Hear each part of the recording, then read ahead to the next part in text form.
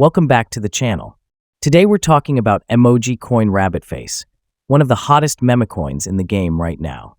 From wild price action to big future predictions, MOG is grabbing serious attention. Let's break down the latest. Right now, MOG Coin is trading at around $0.000038.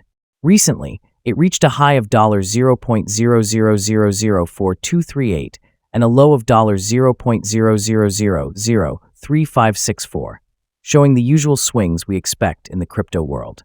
It's down just under 1%, but that's nothing unusual. This coin is still very much in play. One of the craziest things that's happened lately? Someone spray-painted MOG Coin on the famous Be Someone mural in Houston, Texas. It's bold, controversial, and it definitely got people talking. Whether it's guerrilla marketing or just hype, it's adding fuel to the MOG fire.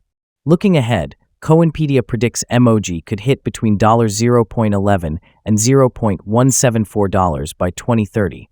That's a huge leap from where it is now. And while StealthyX hasn't given specific numbers, they also see strong growth potential.